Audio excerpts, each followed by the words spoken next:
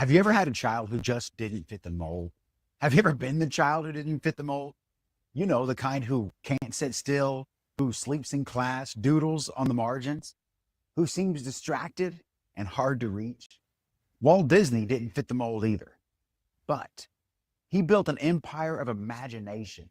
He was just a struggling student, a restless boy, seen as a distraction more than a dreamer. But there were leaders who poured into his life, who dared to dream with him. In 1911, Walt Disney's family moved to Kansas City. He was just a boy, but every morning at 4:30, he and his brother Roy woke up to deliver newspapers before school. And every evening, they did it again after school, morning and night, morning and night. The same route, the same papers for more than 6 years. It was exhausting. Walt would fall asleep in class and his grades would suffer. And isn't that the reality for so many children we lead today? We see the drooping eyes, the head nodding off at the desk, and we think, pay attention. But the truth is, we don't always know what that child carried into the classroom. Perhaps we blame the parents. I can't believe that boy's father would let him get up at 4:30 to deliver papers. Or perhaps we blame the teachers. Why so much homework? Why would they allow this at school? As leaders of children, whether in the home, on the field, or in the classroom, we can't and we shouldn't be keeping children from meaningful responsibility, much less punishing those in our heart who assign it. Responsibility isn't punishment. Those early mornings on the paper route didn't ruin Walt Disney. They refined him.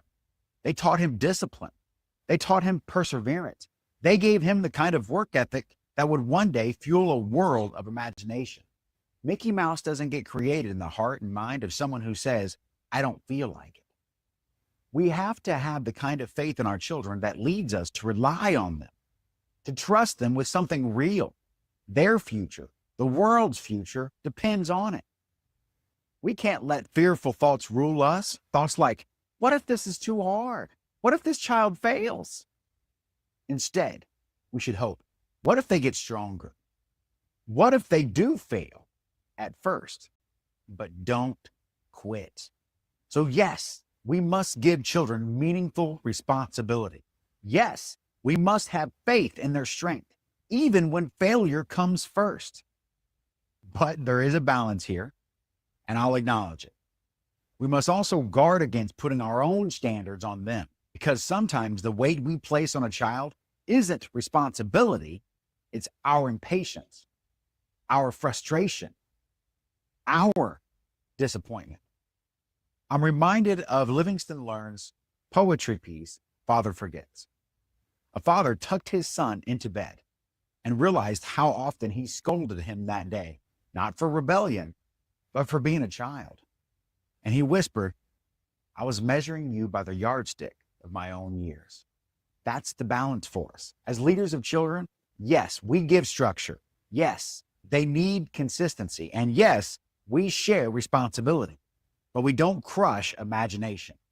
We don't mistake childlike weakness for lifelong failure. And we don't measure them by our own standards. Instead, we measure them by what they may one day become with our guidance, with our faith in them. A dreamer like Disney, ready to change the world because you are their leader. Now, if this message resonates, Hey, I just wanted to give a quick shout out to Classroom Flow.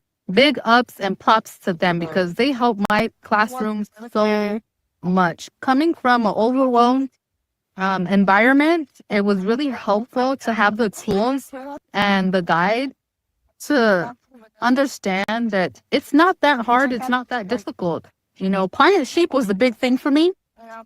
Kids were like, okay, she's got something to say, she's serious. It literally helped turn things around. I'm so thankful. Thank you so much, Classroom Flow. I had been teaching for 18 years and I thought that this was just how teaching was. You just dealt with it. Classroom management would always be a problem and you just had to suffer through and grit down. And so I tried not to think about work when I got home, basically. I tried not to, I didn't talk about it because if I did, I was upset. If I was talking about it or I was thinking about it, I was upset. My main problems were really was classroom management in general. I had a really hard time keeping the class on task, even getting them to focus on what I was saying. Getting them quiet and focused. And then I'd always want to do fun stuff, but then getting them redirected back to what I needed them to be doing. It was just like, I didn't have much control at all. And then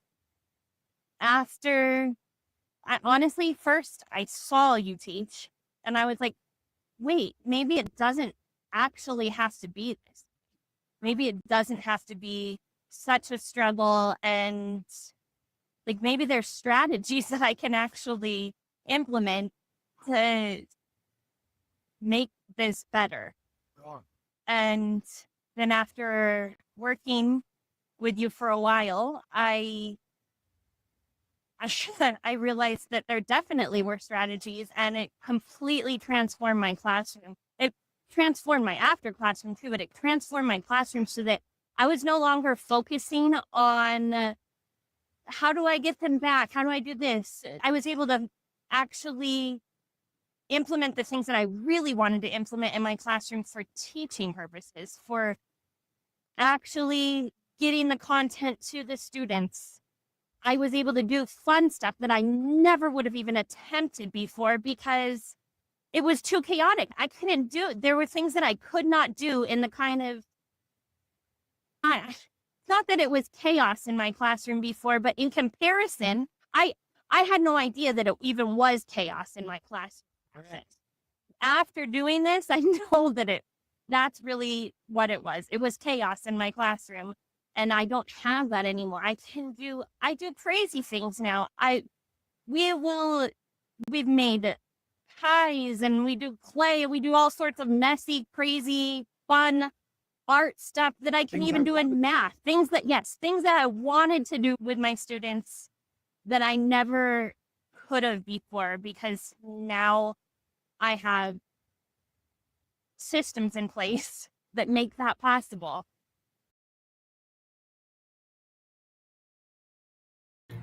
hey guys, Andrew Seyfried here. I'm so excited that you guys are here. And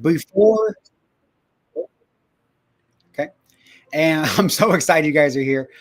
Before we dive in, I want to let you know something up front. After this session, after we wrap up, I'm going to take a few minutes to make you an offer to continue working with me in a small group. But hear me clearly, that will be after our time together. These 45 minutes are yours. I'm giving them to you for free. No pitches, no sales, just value. I want to honor the time that you've chosen to be here because I know that you could be anywhere else, especially with the screen you have in your hand right now. But here's my promise. Before I ever ask you to consider anything, I'm going to give you something you can use right now, something that you can change your life and something that hopefully that will definitely change the lives of the children you lead. And only if, when we're done, you feel like I've given you real value, will I ask you to even think about taking the next step. So let's get started. Are screens stealing our children's childhood? Because tonight we're going to talk about that specific thing, but on a larger scale, we're going to talk about the setting boundaries that you can actually enforce. Because it's one thing to set boundaries, right? We all have this idea. We're like, yes, here's a boundary. But then we're like, I don't care no more. Okay. So we're going to talk about how to set boundaries that you can actually enforce. So let me take you, before we do that though, let me take you back to my childhood. I can still see it like it was yesterday. My mom would sit in her chair in the kitchen. We had a little brown round table. I feel like everybody had the same brown round table. If you had one of those little brown round tables in your kitchen, type that's me in the chat, because we had a brown table that had like 4 chairs and only 3 of them fit in our kitchen because our kitchen was too small. So we had one thrown in the garage, but we had the chairs in there. My mom would sit in the kitchen and read her book, page after page, lost in her own world. The house was never quiet, but it would always be full of sounds. And I'd be like, Mom.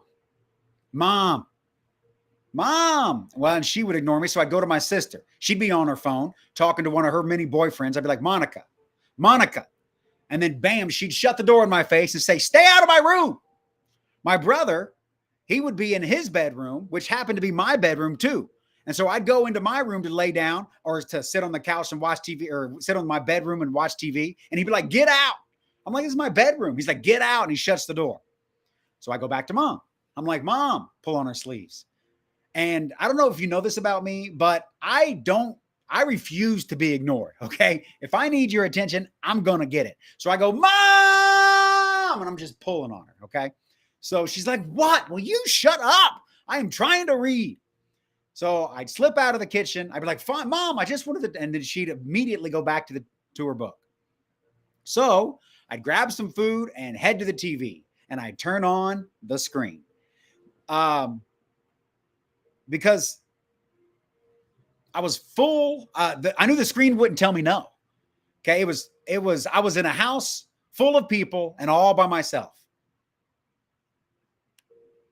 Think about that. The message was, I don't have time for you, Andrew.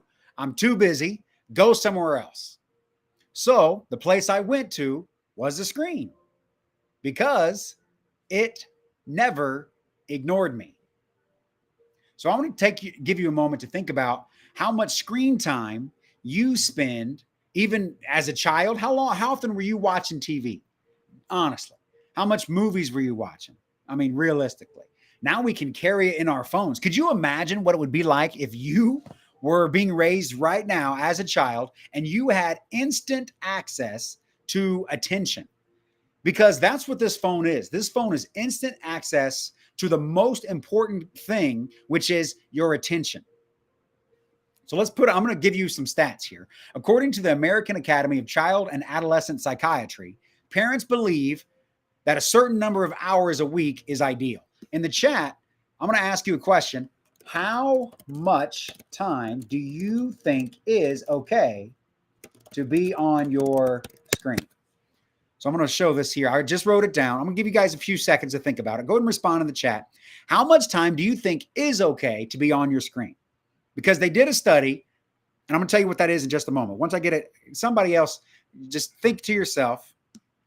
Respond if you'd like in the chat. Okay, I got some people starting to answer. Yeah.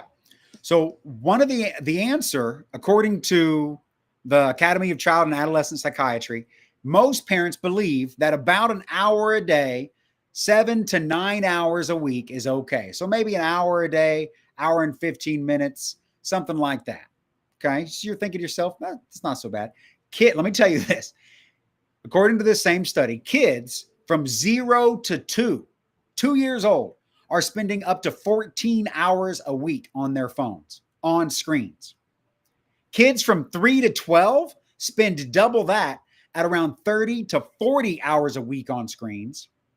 And if you're a teenager, forget about it. You're doubling that up to 60 hours or more a week on your screen. I know in my own house, my own daughter sometimes, myself, I'll be on my phone watching TV. So I've got double duty. Sometimes my computer is in hand too. So I've got my computer here, my phone in my hand, and I have the TV going, and I'm doing this, looking at my TV or looking at my phone, pretending like I'm trying to work, and then I'm watching TV and I'm on my phone.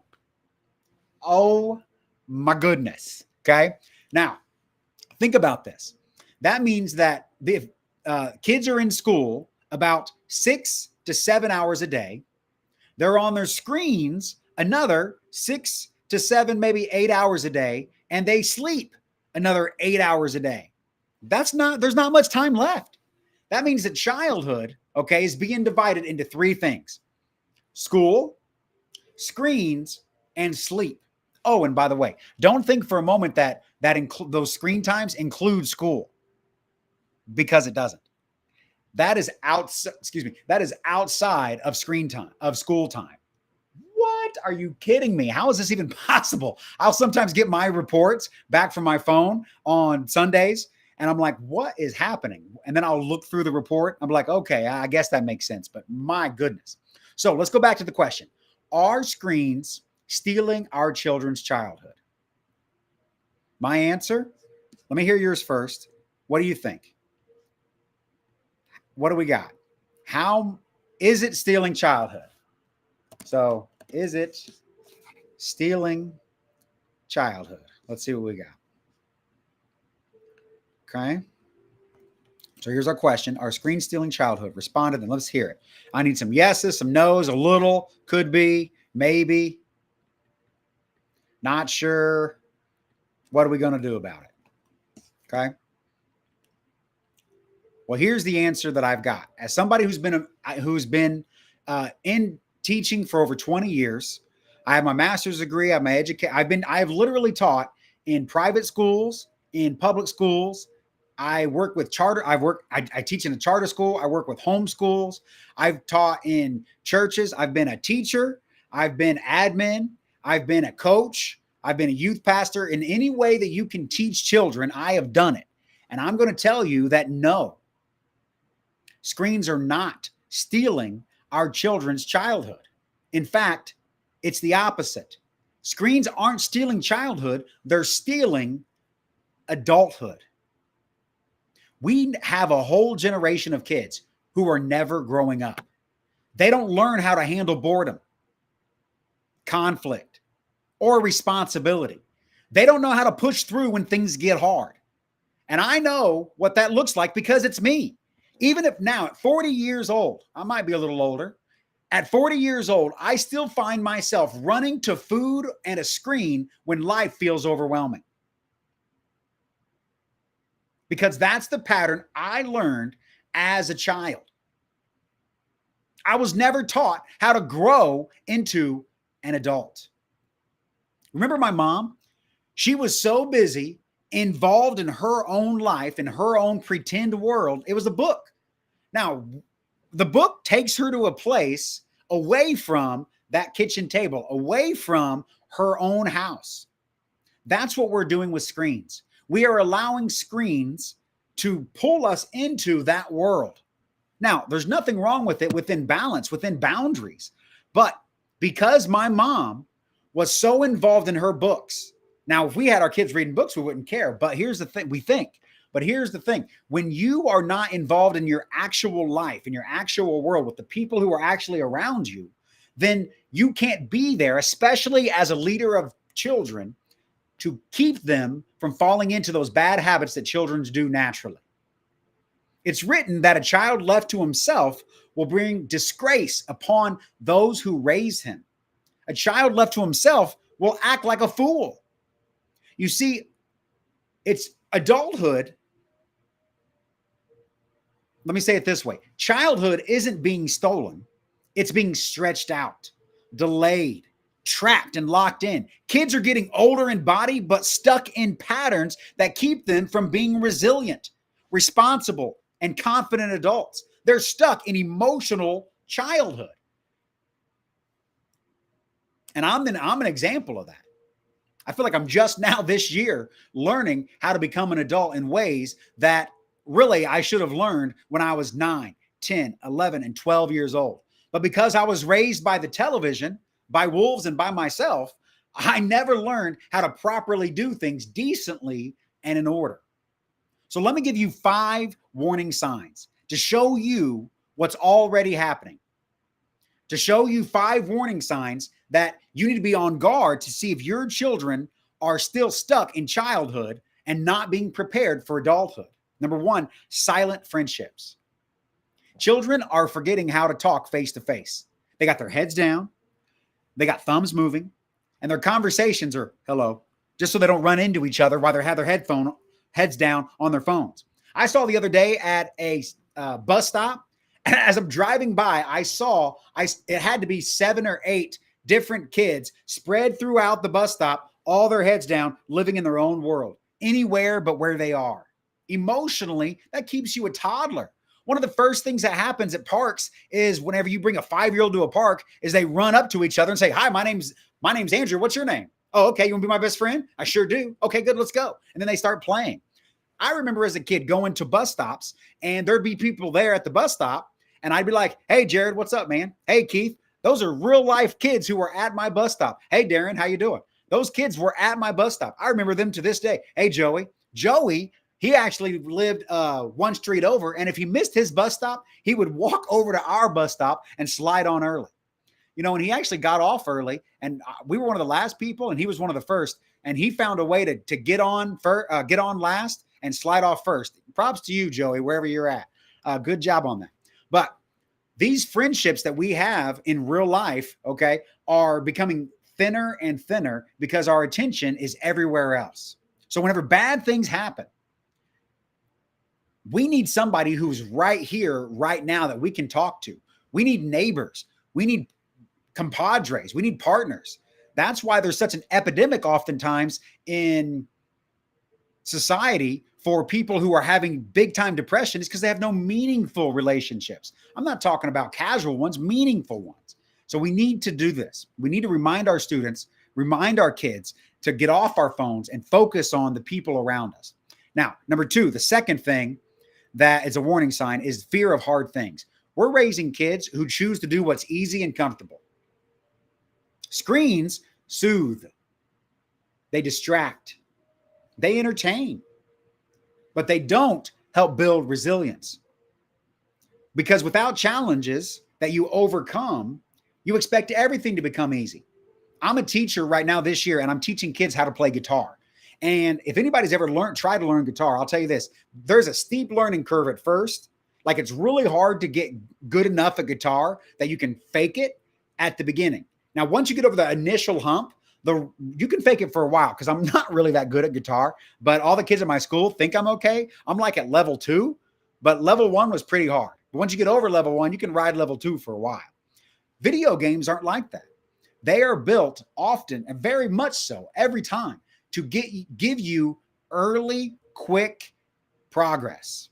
And then after you have that early, quick progress that you get rewarded instantly through Candy Crush or Minecraft or whatever else you want, then you get those instant feedback, instant emotional endorphins. Then you're able to, over time, become better at it so that you're locked into it. Video game industry knows what they're doing. That's why it's $1 billion industry. Now, I'm not saying you shouldn't ever do these things. I'm saying it's your job as an adult to be on guard. Number 3, disappearing play. Imagination happens when you take new learning, and apply it in new situations. Well, we have kids who aren't doing it in new situations. They find their games they like and they stick to it. They get on their digital platforms, things that are easy, and they stay at it.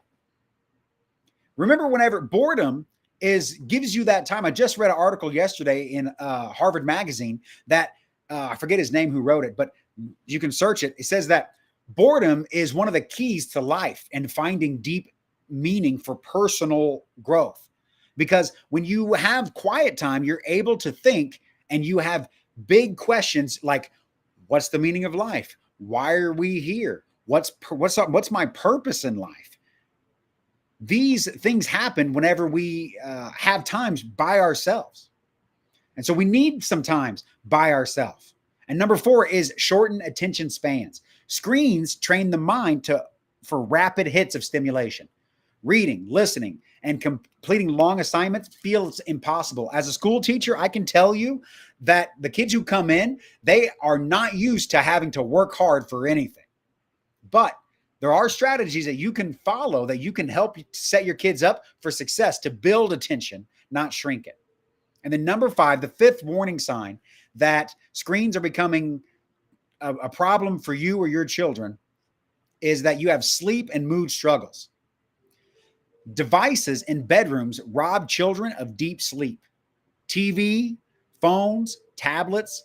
The result are that they become irritable, anxious, and they have fragile emotions because they've not been able to sleep. You need deep sleep. I'll give you a little tip on this. I did a sleep study one time where the first 4 hours of sleep are devoted to renewing your mind. So if you get 4 good deep sleep hours, I got it backwards. The first 4 are for renewing your body. So your body goes into crash mode. You go all day long physically, then the first 4 hours will refresh your body. Then after that, you do 90-minute REM sleeps that refresh your mind. And so you'll have cycles of 90 minutes, 90 minutes, 90 minutes, 90 minutes. And so your kids need to have these cycles, especially the younger they are, the more sleep they need because their minds are constantly growing.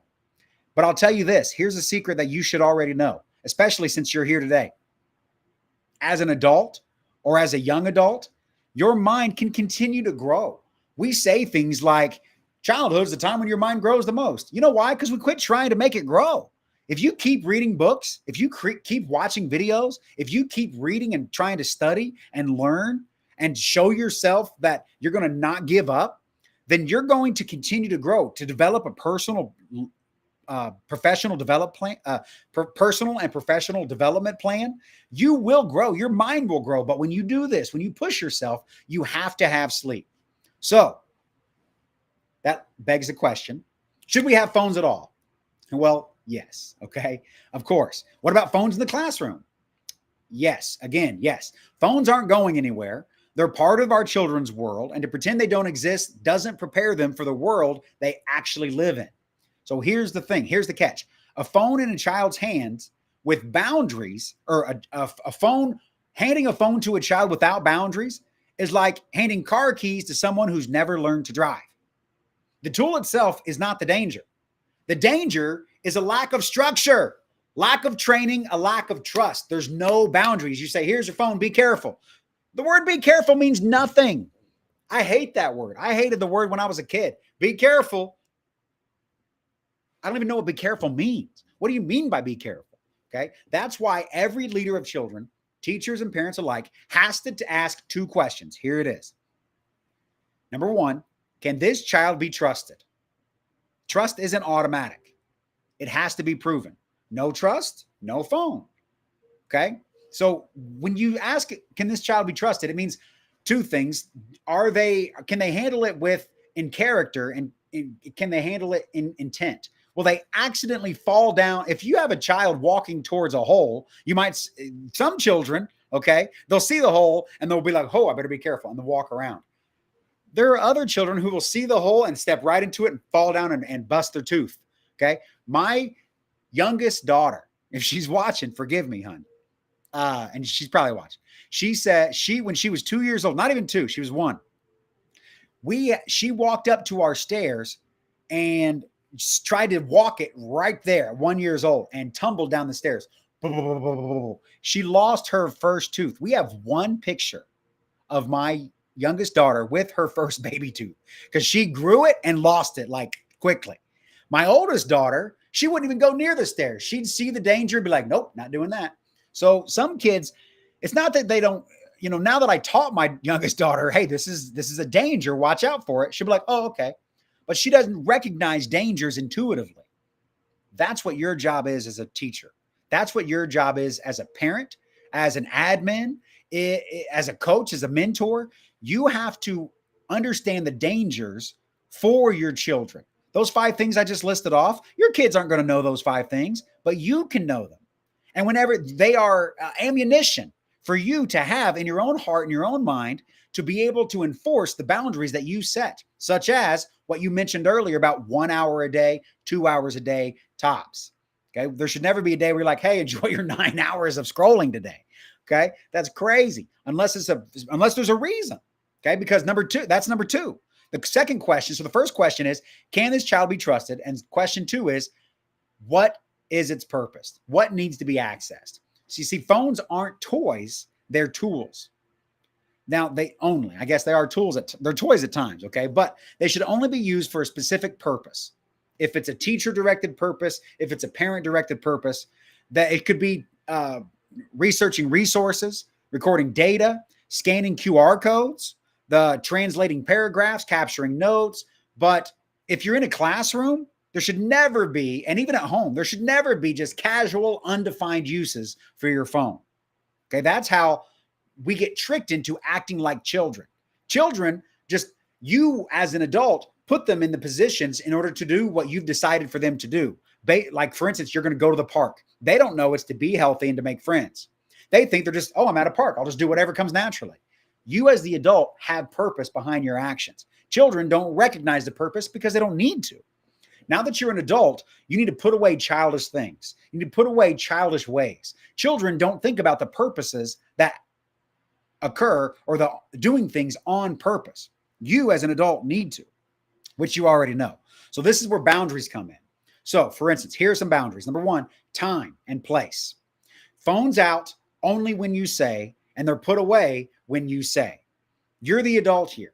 Okay. You can give children boundaries. You can say, hey, listen, here's what we're going to do. When you first come home, you have homework to do first, and then you have an hour of phone time where you can use it for homework or playing games. What games do you want to play? And then you talk about it and you develop it. The games that they play, or for making friendships. This is one of the defined uses of phones and screens. It's one of the best things that's ever happened in our lifetime, is that space no longer has to define your friendships, but you define your friendships. You as the adult, as the parent, you say, hey, listen, here you go, guys. What you can do is you can talk to your cousins on the phone for this much time. You can play these video games with your friends down the street, but you also need to go actually see them later on. Evening time, when the sun goes down, that's a fine time to do that. But when the sun's up, that time means, hey, we're outside. We're playing with friends in real life. We're doing things in real life here. We have board games. We have homework. We're learning piano. We're doing things to develop our skills, talents, and abilities. So that's number two. Number one is have the time and the place, boundaries that you've set over when they can use it. Number two is the purpose. Don't just say use your phones. Say take out your phone for this reason. Don't just say, here, you can get on your tablet. Go ahead, whatever you want. No, say we're going to build some friendships. You're going to work on your creativity. You're going to, and don't just say, I'm going to veg out. Listen, I understand there's a time, okay, for rest. God himself took 1 day a week to rest. But here's something you can ask yourself is your phone actually producing the kind of results you want? I know in my own life, I would want to go sit down to rest, and I'd get my phone out and I'd be on the phone for an hour or two, and I'd get done and be like, dude, I didn't rest at all. Okay, you have to define the purpose for which you're using your screens, for yourself and then for your children. They can't do it. They're not capable. Then the next thing you want to do is individualize trust. Okay, if you've got one child who can handle it with another child who can't, that's okay. Don't punish everybody because one child can't handle it. What you can do is start to build trust in them and say, Johnny, here's what we're going to do. Because yesterday you were on your phone and you got on things I didn't want you to. Today you can get on it, but you have to do it right here in front of me so I can watch you as you go. Make sure the phone's always positioned towards me. And then maybe tomorrow you can try it over here in this area. And slowly we'll build it back up. Or you say, Johnny, because you were on your phone and I caught you, what we're going to do is we're going to put this phone's recording app on your phone, and it's going to show me exactly what you're doing. Now, here's the secret. You might never look at that thing, okay? But them knowing it's on there, and if you ever have to, you can bust it out as needed, okay? And then the third thing, the final thing, because number one, set boundaries, time and place. Number two, set boundaries on the purpose. Number three, individualize the trust. And then number four, remove the privilege quickly. Here's a phrase I have that you can borrow or steal. Easy in, easy out, okay? My kids get in trouble so quickly, but they get out of trouble so quickly. Okay, soon as I see them break a rule, even a small one, hey, you're in trouble. Come here, bring me that phone. What? Nope, next 15 minutes, we got nothing, depending on how old they are, or 5. Okay. Oh, you're not supposed to be on that website and you got on there. Here, give me that phone. Oh, you got on there. Give me that computer. Okay. Easy in, easy out. Make them, if they break a rule or a standard that you've set in place, for instance, the thing on time, like they come home and they get on their phone immediately instead of doing homework. Like, okay, come here, give it to me. Nope. Now you have, after your homework, you still have 15 more minutes you owe me. And you're going to do the takeout. You're going to work on laundry or pick up trash around the house because you went to your phone first instead. All right, ready to go. And you make it simple.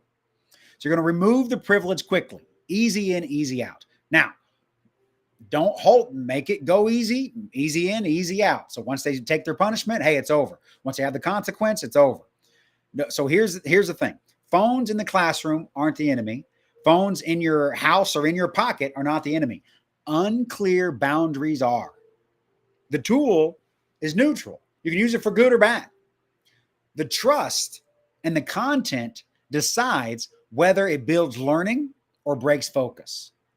So if you have trust with your children, then they get their phone at the times you've prescribed for the reasons you've decided.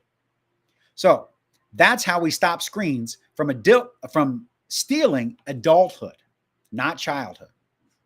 Take a moment now, and I'm going to give you guys about 1 minute to write down some ideas of something that I've said so far that stands out to you.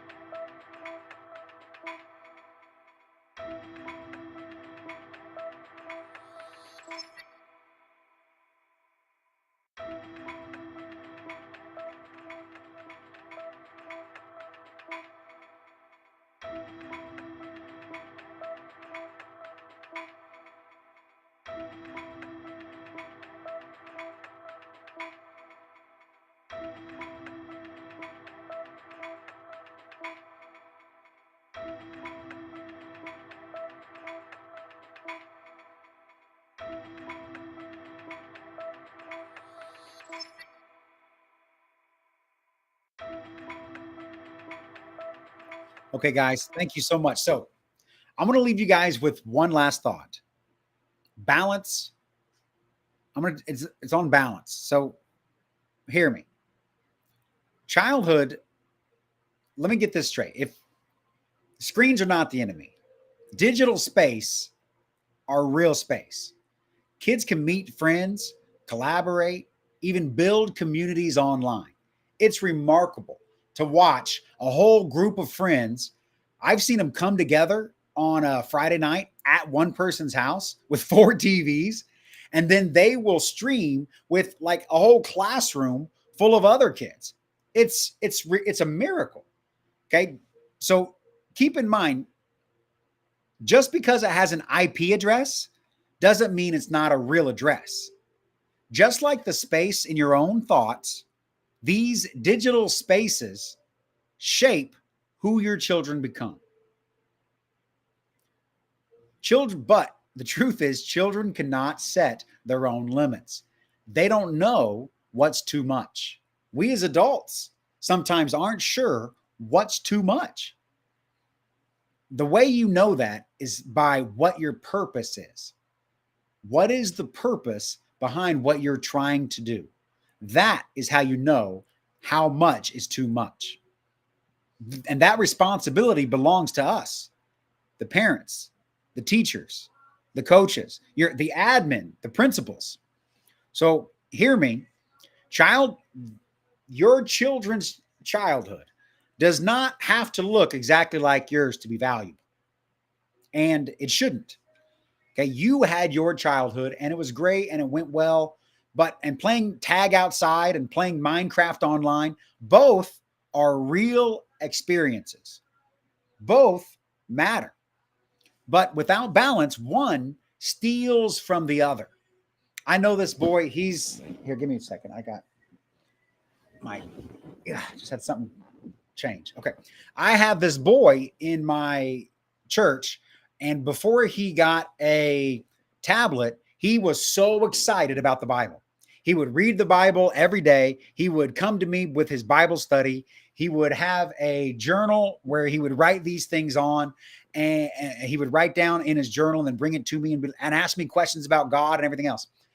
His dad gave him a tablet, and it was in a divorced family, a split home, a mixed family, which I know is very hard and has its own challenges. But this boy started getting on his tablet so much that he now doesn't even come to church half the time. And it's because he says he's on his tablet. This is a real problem. This is a kind of addiction that children don't know how to fight off. We wouldn't give children certain substances. There's a reason why children under 21 can't drink. It's because their body physically can't handle it. Well, screen use is fine in small doses, but children are not able to handle the sheer quantity of time they're having right now, because there are adults right now targeting your children with certain experiences that you have to guard your children on. No one else is going to do it. So here's what you need to do. Check their screen time. Don't guess, know the hours. This is where leadership shows up. I'm going to give you 3 things you need to do. Check their screen time every week. Every kind of electronic program has a screen time timer on it. Your computers have it, your phones have it, your video games have it. This one kid's like, I spent 35 out. I forget, I want to say 1,000, but that seems way too much. He's like, I spent thousands of hours last year on Minecraft. It's amazing. And he's so excited about it. I'm like, oh my goodness. Okay. So that's number 1. Check their screen time. I don't care what number you want to give it to them, whatever it is, but know what it is. Okay. It's up to you. If you want to give them an hour, give an hour, 2 hours, 10 hours. I don't care. 24 hours a day. You're like, I'm fine with it. So if you're fine with 24 hours a day, then I guess you don't need to check the screen time, because there you go. But check the number so you know what it is. Because ignorance, people can be destroyed for lack of knowledge. Okay. So number 2, set clear limits. You need to have spaces where technology is not welcome. For instance, in the bedroom. If not in your bedroom, then how about on the bed? You want to let the kids on the floor? Sure. But maybe not in the bed. The physical spaces. You can have a certain space that is only for certain things, phones included. I tell, for instance, there are certain things I do in the kitchen I would never do in the restroom, and vice versa. Okay. You understand what I'm saying? Certain places are reserved for certain things. That's just is what it is. A car, you do certain things in a car you wouldn't do in other places. Okay. So you've got to have certain spaces reserved for certain things. And that includes certain things just aren't coming into my bed or in my bedroom and my daughter's rooms. Some things just aren't allowed. Also, know their neighborhoods. So you've got your time, you've got your space, and you need to know who your kids are hanging out with. You wouldn't let them hang out wherever they want to after school. Then you need to know where they're spending their time online. That's where the screen time comes in. You can check the hours, and on the report, normally there is a breakdown as far as where they're supposed to be or where they're going to be. Okay. And if this feels like too much monitoring, I've given you 3 things to set limits on. If this feels like too much work, then maybe it's not your child who needs less phone time. Maybe it's you. Maybe you're like my mom, who was on her book in her own world and refused to take accountability and responsibility for what her 3 children were doing at the time. Now, my mom, we've talked. She's fine with me sharing this. Okay. She's made leaps and bounds. She gave her life to the Lord. She's changed her entire life, and she's more involved in my children's lives now than ever she was in mine. And she is by far making up for it. So don't feel like I'm talking bad about my mom, because I love her, but it drives home some points that need to be made. So bottom line is this: only parents, teachers, and coaches see the whole picture. The way kids act online, offline, and at home, in class or on the field, they are not able to understand all the nuance it takes to be an adult. That makes us uniquely qualified and positioned to draw the line between healthy use and harmful dependence. Boundaries don't kill joy, they protect it. Balance doesn't stifle childhood, It strengthens it. All right, guys. So with that being said, it is now 4:45, and I want you to do something for me. Think about some conflicts that maybe you've had with phones in the past week or screens in the past month, maybe even just today. Think about the number of conflicts. It could be screen related, it could be anything, any conflict that you're having. Now, sit with that number and think about any one of those conflicts. How bad of a conflict have you had in the past week? Your worst conflict with your kids? Maybe today, maybe in the past month. Think about that in a scale from 1 to 10. Was it a 5, a 6, an 8? I would bet some people watching today have had a level 9 or even a level 10 conflict with their child in the past month. Or maybe you wouldn't even be here today. Now, imagine something else with me. Imagine those conflicts doubling over the next year. Because here's the truth, things don't get better on their own. If you keep doing what you're doing, they don't stay the same, they get worse. And they become they become more intense. And they happen more often. But what if the opposite could happen for you? What if you could cut the number of conflicts in half and then cut them again? Not in a year, not in 6 months, but in 30 days. That's what I want to offer to you guys, a way to cut both the number of conflicts and the intensity of those conflicts with your kids in 30 days. Whether you're a teacher, I can show you how to reduce the conflicts you have in the classroom. If you're a parent, I can do it in your, because anywhere a child learns is a classroom. I can help you with your home. If you're an admin, I can help you with your school. Or if you're a mentor or a coach, I can help you on the field or in your church. So what I'm going to do is I'm only going to accept a handful of people, only one person, but everybody who wants to right now, and don't send me any money. That's not how this works. All I want you to do is join me in a special room that I'm going to give you right now. I'm going to put a link up in the chat. You can copy and paste it. And once, if you want, click on that link and I will meet you over here in this other room for a private consultation to talk to you about something I can offer you to cut conflict in half over the next 30 days. Hopefully I'll see you guys there. Be blessed.